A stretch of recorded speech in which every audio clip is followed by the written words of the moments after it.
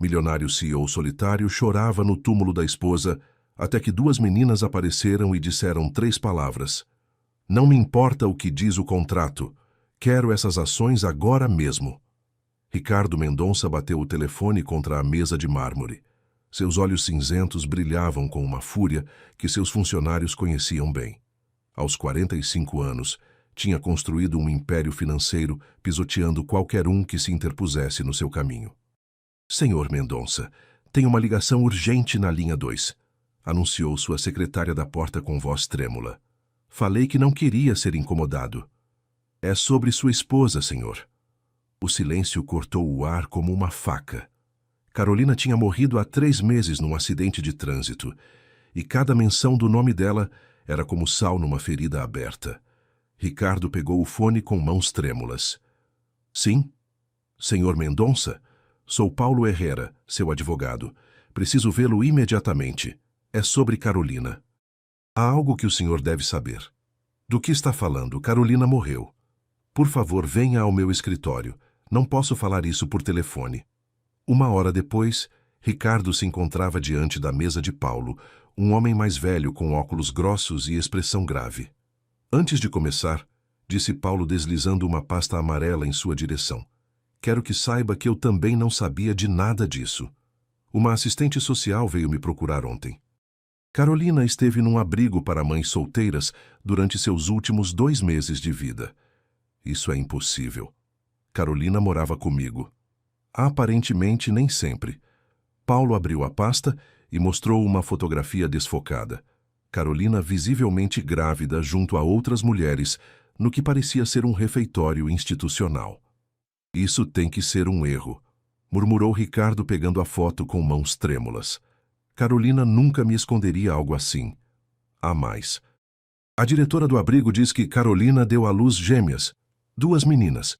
O mundo de Ricardo balançou. Seus olhos se fixaram em Paulo, procurando algum sinal de que isso fosse uma piada cruel. Onde estão? Esse é o problema.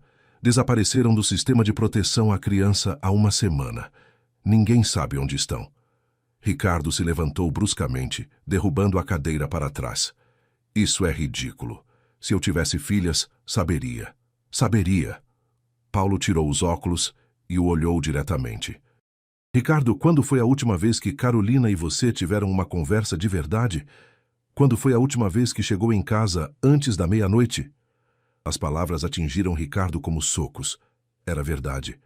Os últimos meses com Carolina tinham sido uma série de jantares frios, conversas cortantes e noites solitárias.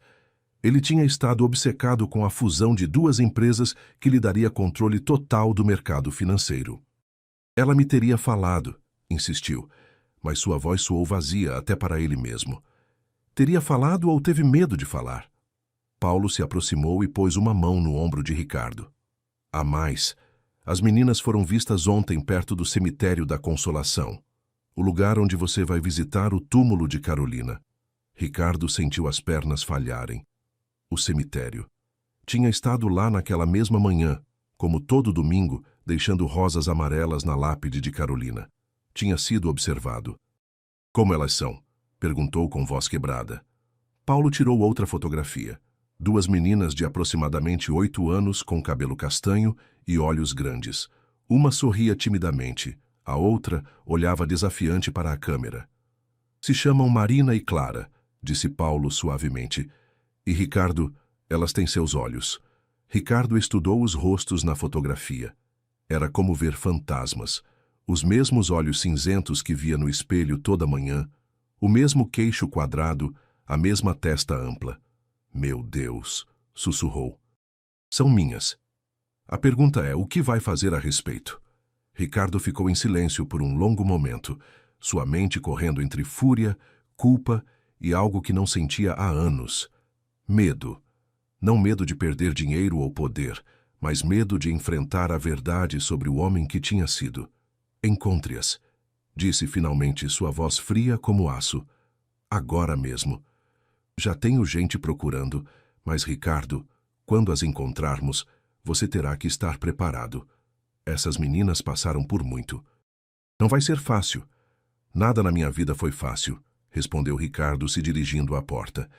E agora tenho 2 filhas para encontrar. Ao sair do escritório de Paulo, Ricardo parou no corredor. Pela primeira vez em meses, não pensou em números, contratos ou lucros. Só conseguia pensar em 2 rostinhos pequenos com seus próprios olhos, perdidas em algum lugar da cidade, sem saber que o pai as estava procurando. Ricardo não dormiu naquela noite. Ficou acordado no escritório até o amanhecer com as fotografias de Marina e Clara, espalhadas sobre sua mesa como peças de um quebra-cabeça que não sabia como montar. Às 6 da manhã, seu telefone tocou. Senhor Mendonça, sou Lúcia Vargas, assistente social do Departamento de Proteção à Criança. Paulo Herrera me deu seu número. As encontrou? Não exatamente, mas tenho informações que podem ajudar. Podemos nos ver? 1 hora depois, Ricardo se encontrava numa lanchonete simples do centro da cidade, um lugar que normalmente não pisaria. Lúcia era uma mulher de uns 40 anos, com cabelo preso e roupas simples, mas seus olhos mostravam uma determinação que Ricardo reconheceu imediatamente. Antes de mais nada, devo falar algo. Começou Lúcia, mexendo no café. Eu conhecia Carolina. Ricardo levantou o olhar bruscamente. Trabalhávamos juntas no abrigo para mães solteiras. Eu era voluntária nos fins de semana. Carolina chegou lá em janeiro completamente sozinha e assustada. Por que não me procurou? A voz de Ricardo soou mais vulnerável do que pretendia. Essa é uma pergunta que só ela poderia responder. Mas posso falar o que vi. Carolina estava apavorada, Sr. Mendonça. Não do senhor especificamente, mas da vida que levavam juntos. Lúcia tirou uma pequena caderneta da bolsa. Ela falava do senhor constantemente. Dizia que era um homem brilhante, bem-sucedido, mas também distante, que viviam como estranhos na mesma casa. As palavras atingiram Ricardo no peito. Era verdade, e ele sabia. O que mais ela disse? Que tinha medo de criar 2 meninas num mundo onde dinheiro era mais importante que amor, que você trabalhava 18 horas por dia e quando chegava em casa mal a cumprimentava. Ricardo fechou os olhos. Cada palavra era uma acusação justificada. Onde estão as meninas agora? Essa é a questão. Marina e Clara ficaram no sistema durante 3 meses depois da morte de Carolina. Foram colocadas com uma família substituta, mas fugiram há 1 semana. Por que fugiram? Lúcia hesitou antes de responder. A família substituta não era adequada. Os Ramírez têm outras 5 crianças em casa, e francamente só fazem isso pelo dinheiro do governo. Marina e Clara são inteligentes. Perceberam rápido, e ninguém mais as queria. Senhor Mendonça, 2 meninas de 8 anos com trauma não são exatamente o que a maioria das famílias procura adotar, especialmente quando estão juntas e se recusam a se separar. Ricardo sentiu uma pontada de algo que não experimentava há anos. Culpa genuína. Como as encontro? Essa é a boa notícia. Acho que elas estão procurando o senhor. Lúcia abriu a caderneta e mostrou um pequeno mapa desenhado à mão. Uma das cuidadoras do abrigo me mostrou isto. Marina desenhou há 2 semanas antes de fugirem. É um mapa do abrigo até o cemitério da Consolação. Ricardo estudou o desenho. Era surpreendentemente detalhado para uma criança de 8 anos, mostrando ruas, prédios importantes e marcado com um X grande no cemitério. Acham que sabem quem eu sou? Sabem, Carolina falou do senhor para elas, mostrou fotografias.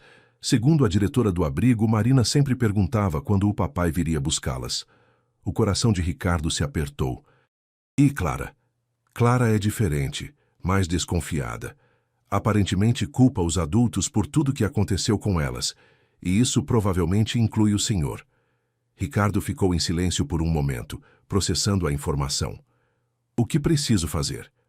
Primeiro temos que encontrá-las, depois o senhor terá que provar que pode ser o pai que elas precisam. O sistema não vai entregar 2 crianças traumatizadas só porque é rico. Não sou rico por acaso, senhora Vargas. Sei como conseguir o que quero.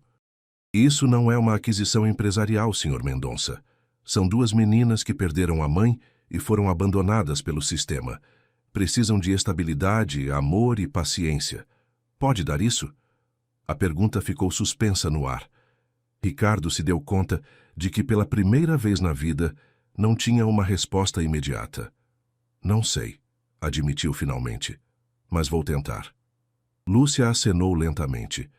Está bem. É um começo honesto. Agora tenho uma ideia de onde podem estar as meninas.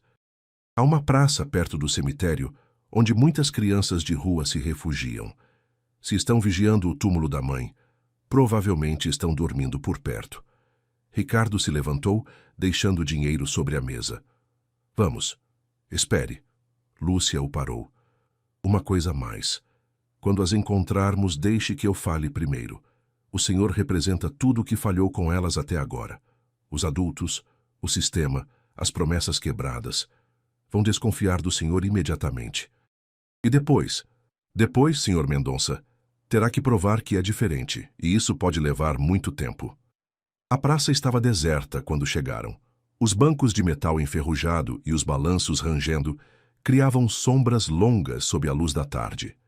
Ricardo e Lúcia caminharam devagar, procurando algum rastro das meninas. Ali, sussurrou Lúcia, apontando para um pequeno depósito de manutenção no fundo da praça. Se aproximaram cuidadosamente.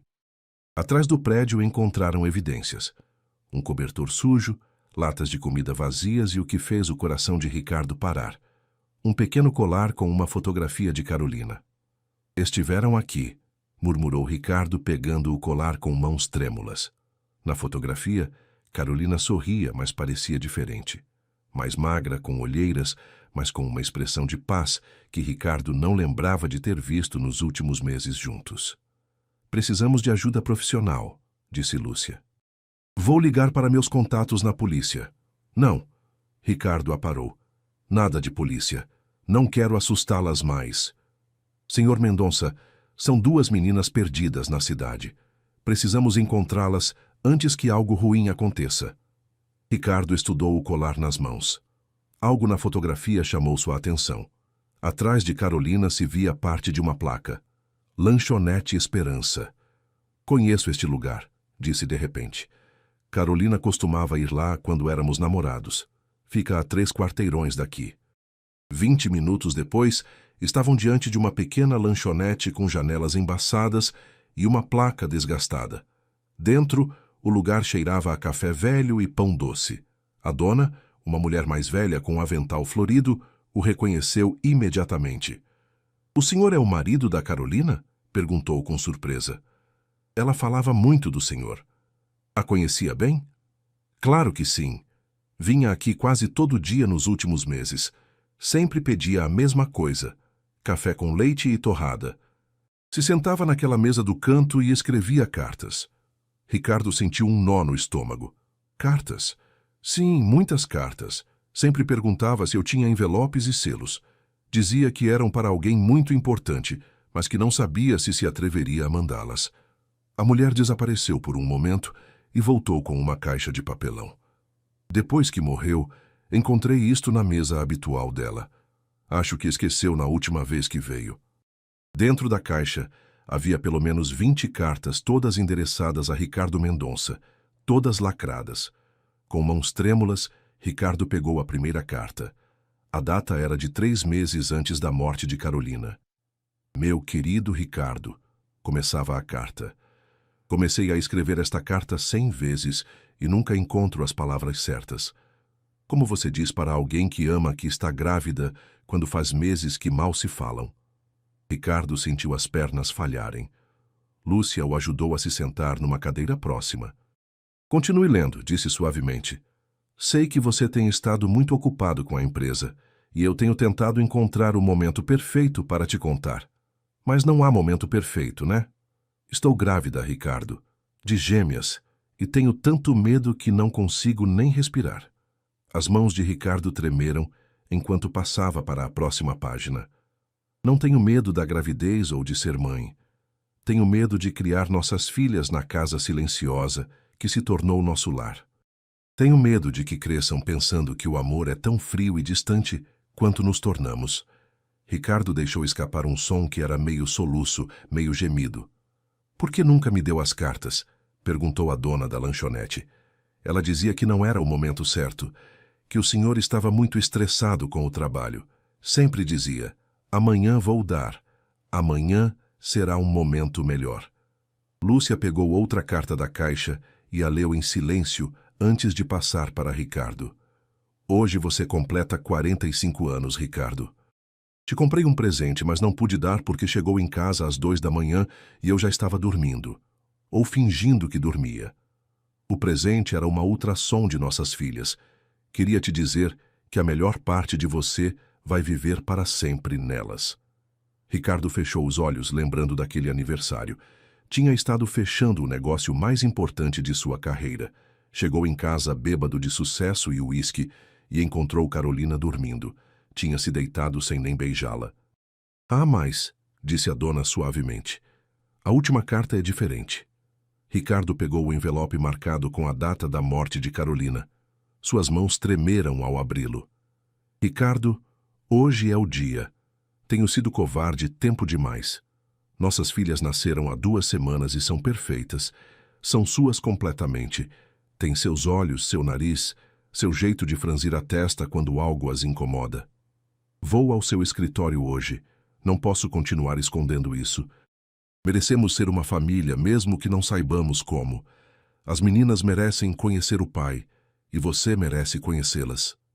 Se algo me acontecer antes de chegar, por favor, encontre-as. Se chamam Marina e Clara. E, por favor, ame-as como eu não consegui te ensinar a me amar. A carta terminava com uma frase simples. Te amo, Ricardo. Sempre te amei. Ricardo ergueu o olhar para Lúcia, com lágrimas correndo pelo rosto. Ela vinha me ver no dia que morreu. Sim, confirmou Lúcia suavemente. O acidente aconteceu a 2 quarteirões do seu escritório. O silêncio encheu a pequena lanchonete. Ricardo se deu conta de que Carolina tinha morrido tentando fazer o que ele nunca tinha feito, lutar pela família.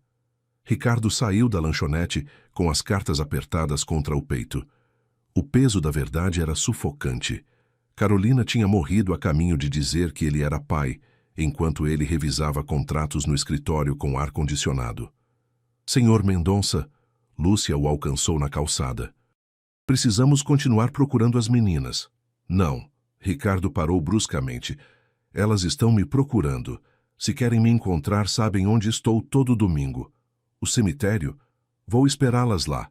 Se não aparecerem hoje, irei amanhã e depois de amanhã. O tempo que for necessário. 2 horas depois, Ricardo estava sentado num banco diante do túmulo de Carolina com as cartas no colo. O sol começava a se pôr quando escutou passos pequenos atrás dele. Se virou lentamente. 2 figuras pequenas emergiram de trás de um mausoléu. Marina e Clara, exatamente como nas fotografias, mas mais magras e com roupas sujas. Marina deu um passo à frente. Era ligeiramente mais alta que Clara e tinha uma expressão mais aberta. O Senhor é nosso Pai? Perguntou com voz trêmula. Ricardo sentiu a garganta se fechar. Sim, conseguiu dizer. Sou Ricardo. Sou o pai de vocês. Clara permaneceu atrás com os braços cruzados e uma expressão desconfiada. Onde estava quando mamãe morreu? Sua voz soava dura para uma criança de 8 anos. A pergunta atingiu Ricardo como um soco. Não sabia que vocês existiam, admitiu. A mãe de vocês queria me contar, mas eu... Mas o quê? Clara deu um passo à frente com os olhos brilhando de fúria. Estava ocupado demais? Ricardo olhou para as 2 meninas. Marina o observava com esperança misturada com medo. Clara o olhava como se fosse seu inimigo. Sim, disse finalmente. Estava ocupado demais e esse foi meu erro, não da mãe de vocês. A honestidade pareceu surpreender Clara.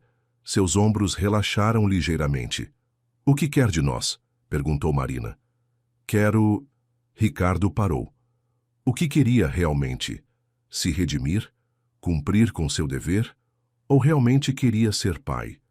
Quero conhecê-las, disse finalmente. E quero cuidar de vocês, se me deixarem. Todos dizem isso, murmurou Clara. Os Ramírez, a família que ia nos adotar, explicou Marina.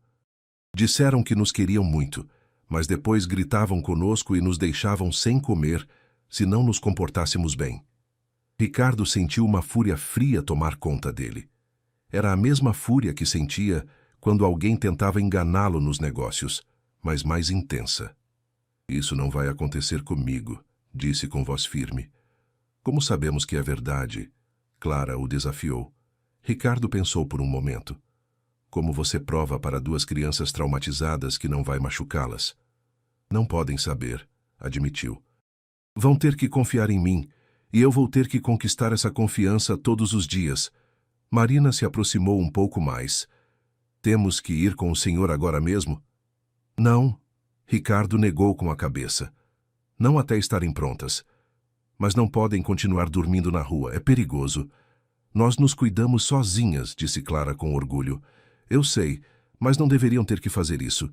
Lúcia apareceu de trás de outra árvore, se movendo devagar para não assustar as meninas. Oi, Marina. Oi, Clara. Sou Lúcia. Lembram de mim? Marina acenou. A senhora trabalhava com mamãe. Isso mesmo, e tenho estado muito preocupada com vocês. Vai nos levar de volta para os Ramires? Perguntou Clara com pânico na voz. Não. Lúcia se aproximou e se ajoelhou na altura delas. Nunca mais vão ter que voltar lá. Mas precisamos encontrar um lugar seguro para vocês esta noite. Ricardo se levantou lentamente. Podem ficar na minha casa. Tem o próprio quarto. As meninas se olharam, comunicando-se daquela maneira silenciosa que só gêmeos têm. Podemos ficar juntas? Perguntou Marina. Claro. E se não gostarmos, podemos ir embora, acrescentou Clara. Ricardo hesitou. Todos os instintos empresariais diziam para não prometer algo que não podia controlar. Mas estas não eram negociações empresariais. Sim, disse finalmente. Se não se sentirem seguras comigo, podem ir. Clara o estudou por um longo momento, como se tentasse detectar alguma mentira. Está bem, disse finalmente, mas só por esta noite. Só por esta noite, concordou Ricardo. Enquanto caminhavam para o carro, Ricardo se deu conta de que acabara de fazer a promessa mais importante de sua vida. E pela primeira vez não estava certo de poder cumpri-la. Marina pegou sua mão direita timidamente. Clara manteve distância, mas não se afastou. Era um começo pequeno, mas era um começo. No carro, olhando pelo retrovisor as duas meninas que tinham adormecido no banco de trás, Ricardo entendeu que sua vida tinha mudado para sempre. Já não era só Ricardo Mendonça, o CEO bilionário. Agora era pai, e não tinha ideia de como ser. A mansão de Ricardo, no Morumbi, se sentia estranhamente vazia naquela noite, apesar de ter pela primeira vez em meses mais de uma pessoa sob seu teto. Tinha preparado o quarto de hóspedes com 2 camas individuais, mas as meninas insistiram em dormir juntas numa só. Marina tinha adormecido rapidamente, mas Clara permanecia acordada olhando fixamente para o teto. Precisa de alguma coisa? Perguntou Ricardo da porta. Por que mamãe nunca nos falou desta casa? A voz de Clara soava pequena na escuridão. Ricardo entrou devagar e se sentou na cadeira junto à cama. Porque provavelmente sabia que esta casa não era um lar. Era só um lugar onde eu dormia entre dias de trabalho. O senhor amava mamãe. A pergunta o pegou desprevenido. Era simples e direta, como só podem ser as perguntas das crianças. Sim, respondeu depois de um momento, mas não soube como mostrar. Clara se virou para olhá-lo. Mamãe sempre dizia que amor não serve se não se mostra. As palavras atingiram Ricardo como um tapa suave, mas certeiro. Carolina tinha dito exatamente a mesma coisa durante uma de suas últimas brigas. Sua mãe tinha razão, admitiu, em muitas coisas. Na manhã seguinte, Ricardo cancelou todas as reuniões. Era segunda-feira e normalmente estaria no escritório desde as 6 da manhã. Mas encontrou as meninas sentadas na cozinha, olhando para a máquina de café como se fosse um artefato alienígena. Sabem fazer café da manhã? Perguntou. Mamãe nos ensinou a fazer ovos mexidos, disse Marina. Ricardo se deu conta de que não cozinhava há anos. Sua empregada doméstica vinha 3 vezes por semana, mas hoje não era um desses dias. Podemos pedir comida, sugeriu. Os Ramires sempre pediam comida, disse Clara com nojo. Então, me ensinem. As 2 horas seguintes foram uma revelação. Viu como Marina era naturalmente cuidadosa e organizada. enquanto Clara era impulsiva, mas criativa. Viu como se comunicavam com olhares e como Marina automaticamente protegia Clara quando algo a deixava nervosa. Também viu o quanto tinham tido que crescer rápido demais. Quando vão nos mandar embora? Perguntou Clara enquanto comiam. Não vou mandá-las para lugar nenhum, mas temos que fazer as coisas direito, legalmente. O que significa isso? Significa que preciso provar que posso cuidar de vocês, que tenho tempo para vocês e que posso ser um bom pai. Marina o olhou com curiosidade. Como se aprende a ser pai? Ricardo ficou sem palavras. Era uma pergunta que o atormentara a noite toda. Naquela tarde, enquanto as meninas exploravam a casa, Ricardo recebeu uma ligação de Lúcia. Tenho mais uma coisa de Carolina, disse. Pode vir ao meu escritório? 1 hora depois, Lúcia lhe entregou um caderno gasto com capa de couro. Carolina escrevia nisto todos os dias no abrigo. A diretora achou que o senhor deveria ter. Ricardo abriu o caderno com mãos trêmulas. A letra familiar de Carolina enchia cada página. 15 de janeiro. As meninas se mexem muito hoje. Marina parece mais tranquila, mas Clara não para de chutar. Acho que vai ser como Ricardo, sempre inquieta, sempre questionando tudo. 22 de janeiro. Sonhei que Ricardo vinha me buscar, que me abraçava e me dizia que tudo ia ficar bem. Mas depois acordei e lembrei do frio que ele tinha se tornado. Como você explica para um homem que sucesso não é tudo quando é a única coisa que ele conhece? 3 de fevereiro. Hoje conversei com outra mãe aqui. O marido a deixou quando soube da gravidez. Pelo menos Ricardo não faria isso, né? Mas às vezes me pergunto, o que é pior? Te abandonarem ou viverem contigo, mas nunca estarem realmente lá? Ricardo sentiu cada palavra como um corte. Continuou lendo. 10 de fevereiro. As meninas nasceram ontem à noite. Marina chorou só 1 minuto. Depois se acalmou e olhou tudo com curiosidade. Clara chorou durante 1 hora, como se já soubesse que o mundo é um lugar difícil. Tem os olhos do Ricardo. Espero que seja a única coisa que herdem dele. A entrada o destruiu. Carolina tinha querido que as filhas herdassem seus olhos, mas não sua frieza. 20 de fevereiro. Tenho escrito cartas para Ricardo, mas não consigo mandá-las. Como você diz para alguém que ama que tem medo dele? Não medo de que me machuque fisicamente, mas medo de que machuque nossas filhas com sua indiferença. 25 de fevereiro. Marina sorriu hoje. Clara continua mais séria, mas quando Marina sorri, Clara também sorri. Se cuidam uma da outra já. Espero que sempre seja assim. 28 de fevereiro. Última entrada. Amanhã vou ver Ricardo. Vou contar tudo. As meninas merecem conhecer o pai, e ele merece a chance de conhecê-las. Só espero que não seja tarde demais para todos nós. Ricardo fechou o caderno e ficou em silêncio por vários minutos. Ela tinha medo de mim, disse finalmente. Não do senhor, corrigiu Lúcia, da vida que tinham construído juntos, ou melhor, da vida que não tinham construído. Acha que posso mudar? Lúcia o estudou cuidadosamente. Essa é a pergunta errada, Sr. Mendonça.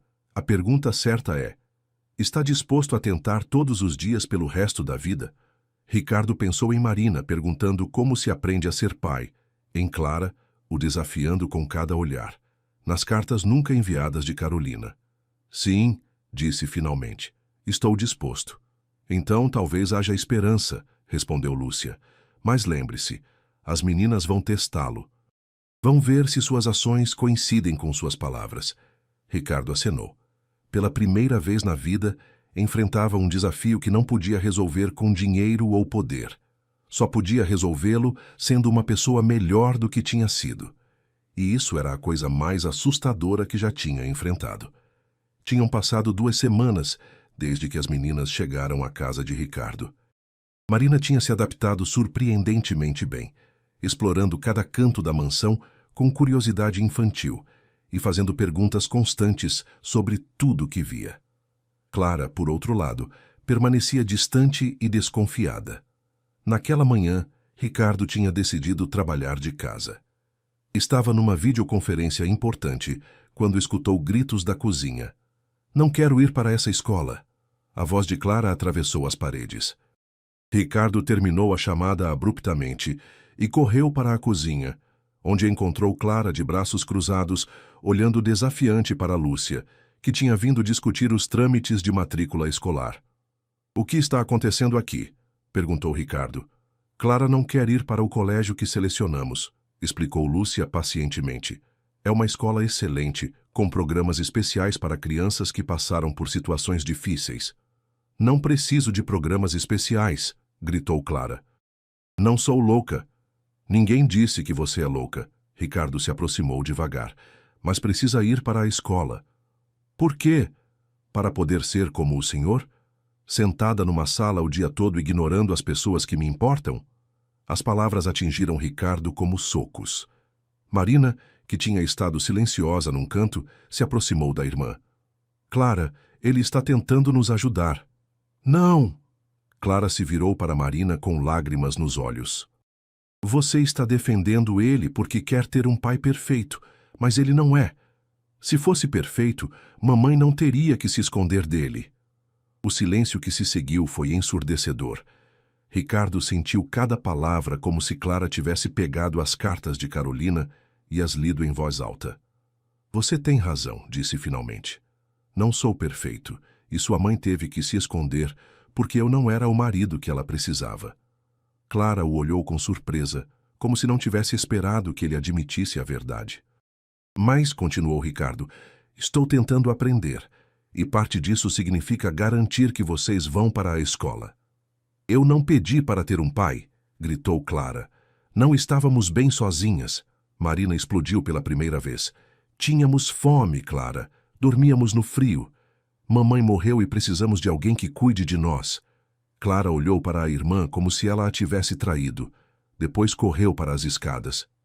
"Clara, espera!" Ricardo a seguiu, mas ela tinha chegado ao quarto e trancado a porta. "Deixe-a", aconselhou Lúcia. "Ela precisa de tempo para processar tudo isso." Mas 1 hora depois, quando Ricardo foi verificar, a porta estava aberta e Clara tinha desaparecido. A janela do segundo andar estava aberta e dava para ver como tinha usado o cano de drenagem para descer. "Ela foi embora", gritou Marina correndo até ele com pânico. "Clara foi embora e é culpa minha." Ricardo sentiu uma mistura de terror e fúria. Como tinha permitido que isso acontecesse? Que tipo de pai perde a filha em 2 semanas? "Não é culpa sua", disse para Marina, a abraçando. "Vamos encontrá-la." Passaram as 4 horas seguintes procurando. Ricardo, Lúcia e Marina percorreram cada lugar onde as meninas tinham estado. A praça, a lanchonete, o cemitério. Nada. Quando o sol começou a se pôr, Ricardo sentiu um desespero que nunca tinha experimentado. Era diferente do medo de perder dinheiro ou negócios. Era um medo primitivo, visceral. "Onde mais ela poderia ir?" perguntou para Marina. "Ela sempre falava do abrigo onde morávamos com mamãe", disse Marina com voz pequena. "Dizia que era o único lugar onde se sentiu segura." O abrigo para mães solteiras tinha sido fechado há meses, mas Ricardo dirigiu até lá mesmo assim. O prédio estava vazio, com janelas tapadas e uma placa de "Vende-se" na frente. "Ali", apontou Marina para uma janela quebrada no primeiro andar. Ricardo se aproximou e escutou um som fraco de dentro. Tosses. Forçou a porta da entrada e encontrou Clara encolhida num canto do que tinha sido o refeitório. Estava tremendo e claramente doente. Clara se aproximou devagar. "Você está bem?" Ela levantou o olhar. Tinha febre e os olhos estavam vidrados. "Queria estar onde mamãe tinha sido feliz", murmurou com voz rouca. Ricardo se ajoelhou junto a ela, e pela primeira vez desde que se conheceram, Clara não se afastou quando ele estendeu os braços. "Precisa ir ao hospital", disse-a, levantando suavemente. "Vai me mandar embora?" perguntou fracamente. "Nunca", respondeu Ricardo, e se deu conta de que falava sério. "Você é minha filha, Clara, e pais não abandonam os filhos." No hospital, enquanto esperavam na sala de emergência, Clara pegou sua mão pela primeira vez. "Mamãe realmente ia contar para o senhor sobre nós?" "Sim, tenho as cartas dela para provar." "Por que ela não chegou?" Ricardo sentiu a garganta se fechar. "Porque tive muito azar", e você e Marina pagaram o preço da minha estupidez. Clara fechou os olhos, mas não soltou sua mão. Tenho medo, admitiu. De quê? De que nos deixe como fizeram todos os outros. Ricardo apertou a mãozinha dela. Clara, me olhe. Esperou até ela abrir os olhos. Posso prometer muitas coisas, que vou cometer erros, que vou aprender enquanto ando, que provavelmente vou fazer as coisas errado muitas vezes. Mas há uma coisa que posso prometer sem duvidar. Nunca vou deixar vocês. Pela primeira vez desde que se conheceram, Clara sorriu. Era um sorriso pequeno, mas era genuíno. Está bem se eu ainda ficar brava às vezes? Está perfeitamente bem, respondeu Ricardo. Eu também fico bravo comigo mesmo na maior parte do tempo.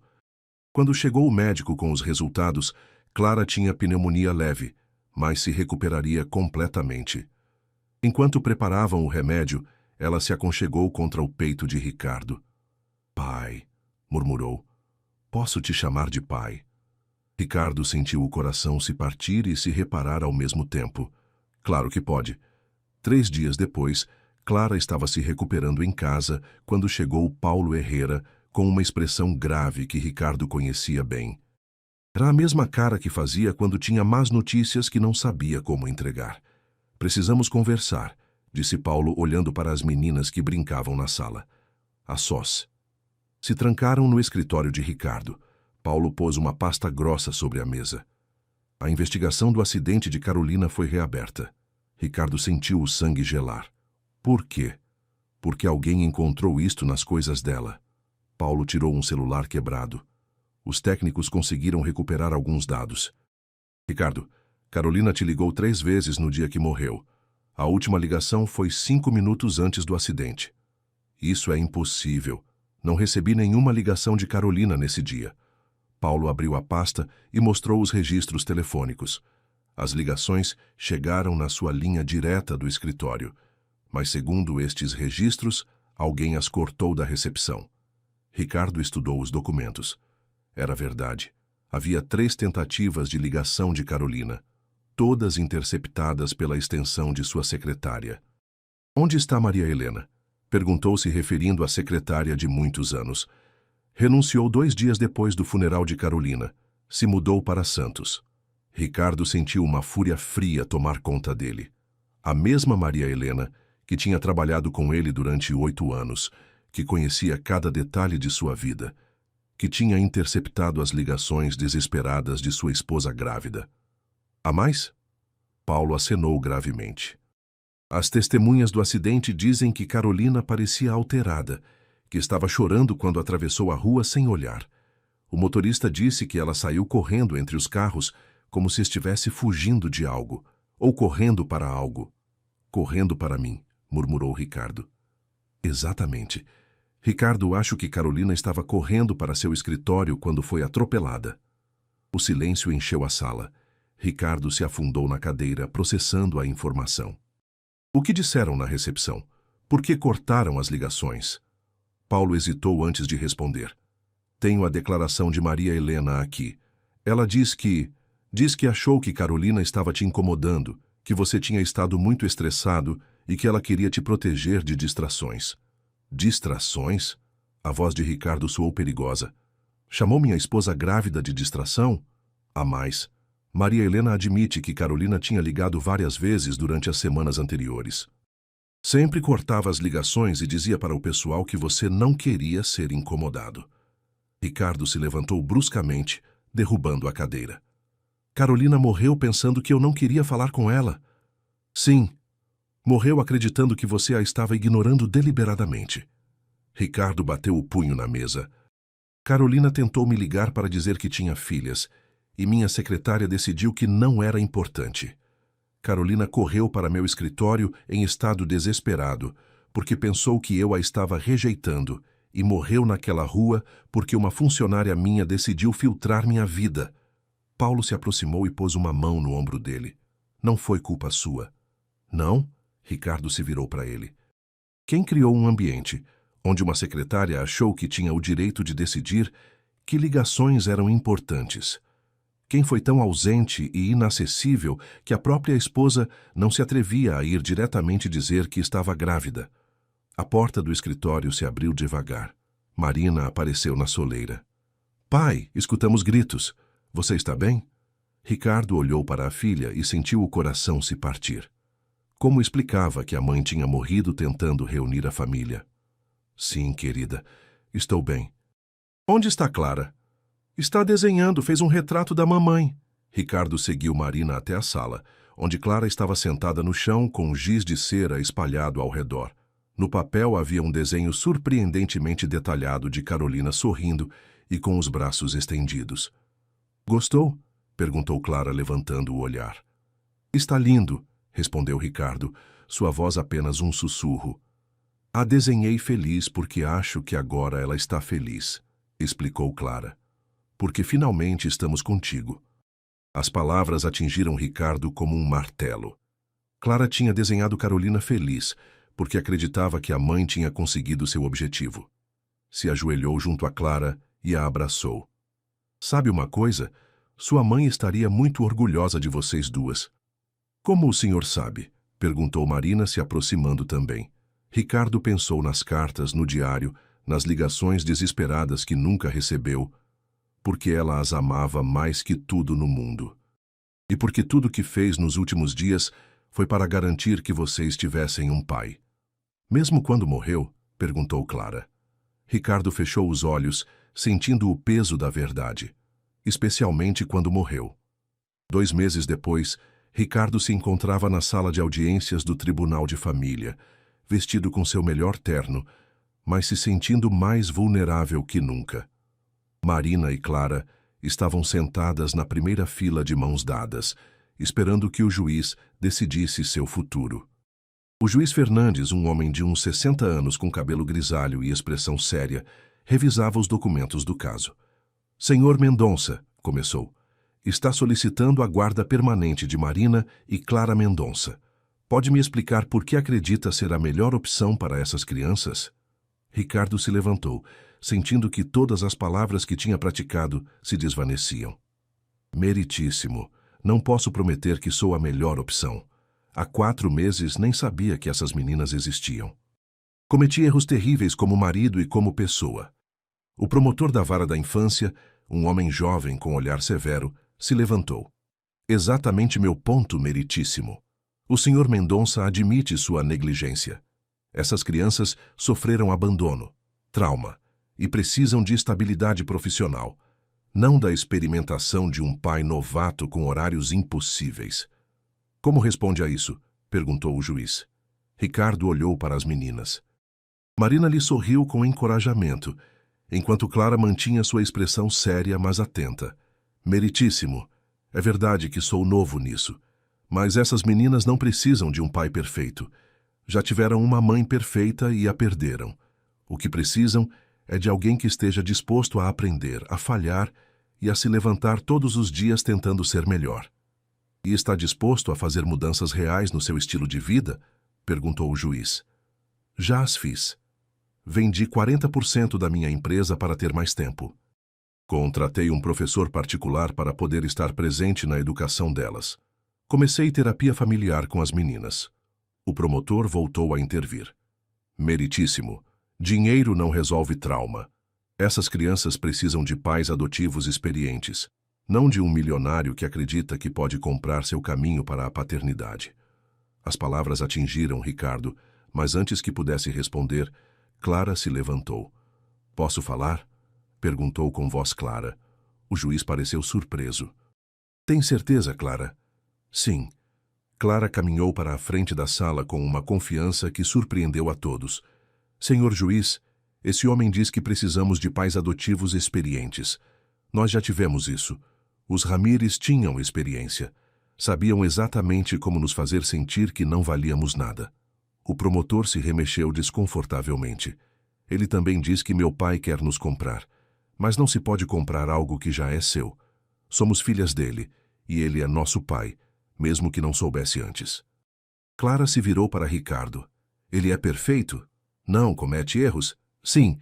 Sabe fazer tranças ou lancheiras bonitas? Não tem ideia. Risadas suaves encheram a sala.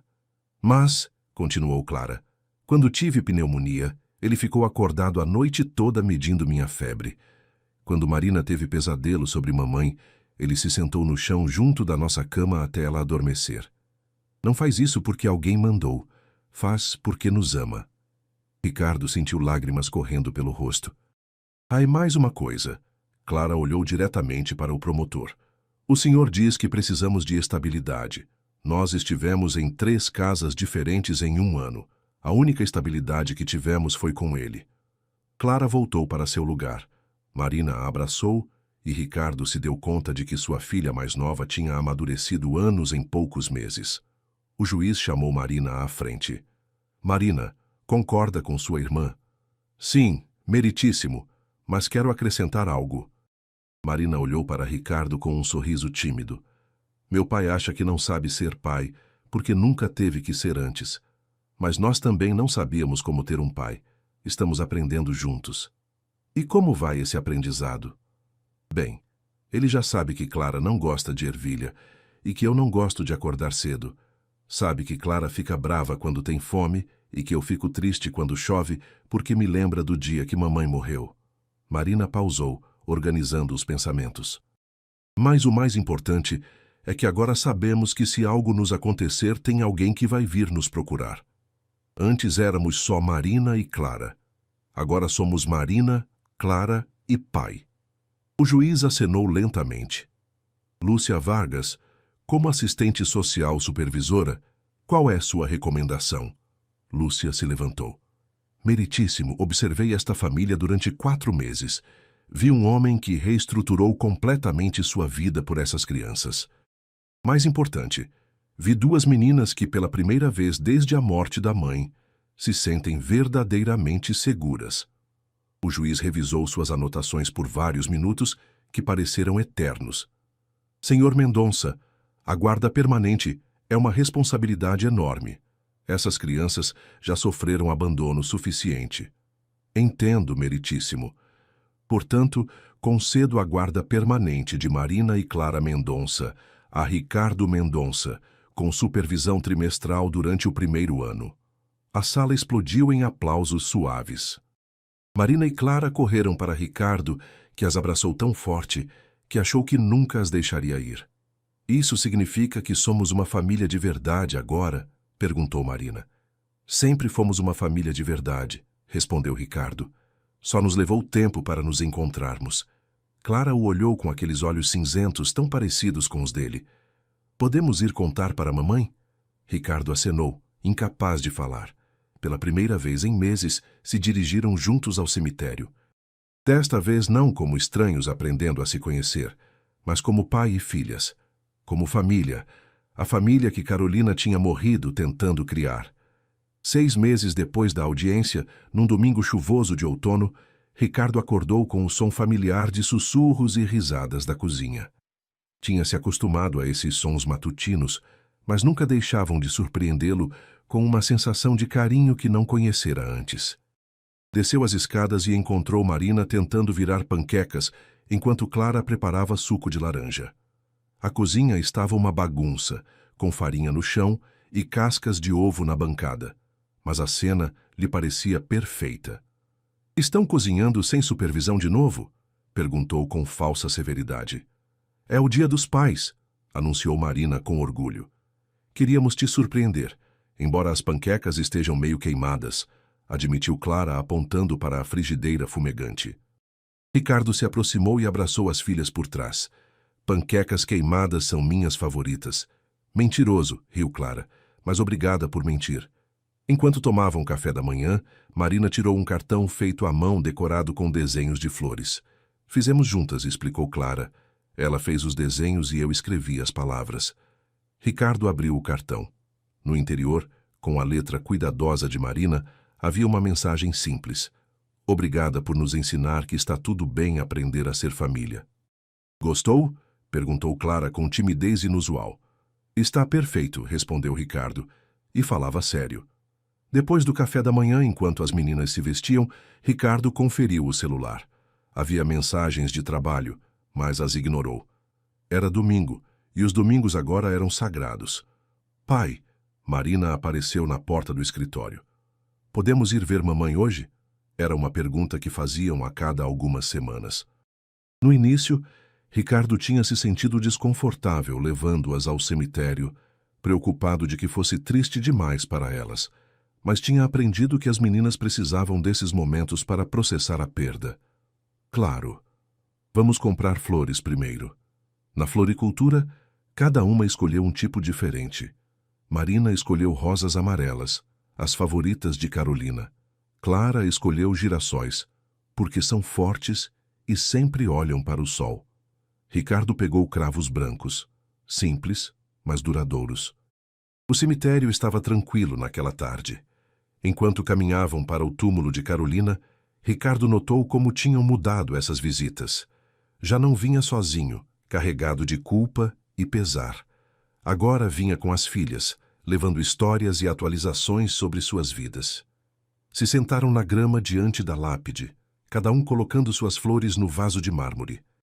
Mamãe, começou Marina como sempre fazia. Clara tirou A em matemática esta semana, e pai finalmente aprendeu a fazer tranças francesas, embora ainda fiquem estranhas. Clara sorriu e Marina continuou. E eu entrei no coral da escola. Canto bem bonito, igual você cantava. Ricardo escutou as filhas falarem com Carolina sobre seus dias, suas pequenas conquistas, suas preocupações menores. Havia algo profundamente sanador nesses momentos. Pai? Clara o olhou. Quer falar alguma coisa? Ricardo se aproximou da lápide e pôs a mão sobre o mármore frio. Carolina, disse suavemente. Acho que finalmente entendo o que tentava me dizer naquelas cartas. Não se trata de ser perfeito. Se trata de estar presente. Pausou, organizando os pensamentos. As meninas estão crescendo tão rápido. Marina está lendo livros que não entendo, e Clara está aprendendo piano. Às vezes me sinto perdido, mas elas são muito pacientes comigo. Como você foi paciente conosco? Acrescentou Clara. Vendi a empresa na semana passada, continuou Ricardo. Bem, a maior parte. Mantive só o suficiente para estarmos seguros financeiramente. Paulo diz que estou louco, mas acho que você entenderia. Marina pegou sua mão. Vai sentir falta do trabalho? Achei que sim, admitiu Ricardo. Mas acontece que ser pai de vocês é um trabalho de tempo integral, muito mais interessante. Ficaram em silêncio por um momento, escutando o vento entre as árvores. Acham que mamãe está orgulhosa de nós? Perguntou Marina. Tenho certeza que sim, respondeu Ricardo. Olhem para nós. Somos exatamente o que ela queria, uma família de verdade. Clara se encostou nele. Sabe o que é mais estranho? Já não tenho pesadelos sobre o dia que mamãe morreu. Não. Agora sonho com coisas boas. Como o dia que você aprendeu a fazer panquecas sem queimar. Ou quando Marina e eu te ensinamos a jogar Uno. Ricardo sorriu, lembrando daquela noite quando as meninas tinham insistido em ensinar o jogo de cartas. Tinha perdido todas as partidas, mas tinha sido uma das noites mais felizes de sua vida. Sabem uma coisa? Disse se levantando. Acho que sua mãe está nos vendo fazer isso direito. Como o senhor sabe? Perguntou Marina. Porque olhem o que construímos. Há um ano eu era um homem solitário que trabalhava o tempo todo. Vocês eram duas meninas assustadas sem família. E agora somos os Mendonça, terminou Clara com um sorriso. Exatamente, somos os Mendonça. Enquanto caminhavam de volta para o carro, Ricardo se deu conta de que já não vinha ao cemitério para chorar pelo que tinha perdido. Vinha para celebrar o que tinha encontrado. Carolina tinha morrido tentando reunir sua família. E embora tivesse levado tempo, dor e muito aprendizado, finalmente tinha conseguido.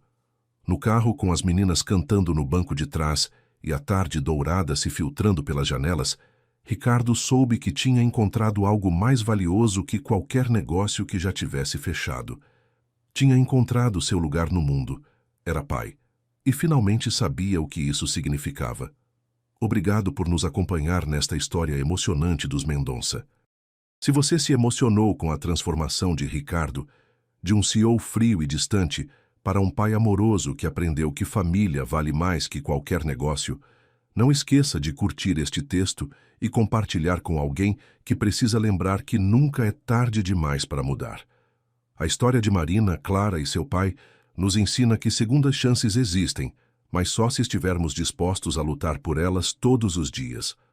Você se identificou com algum personagem desta história?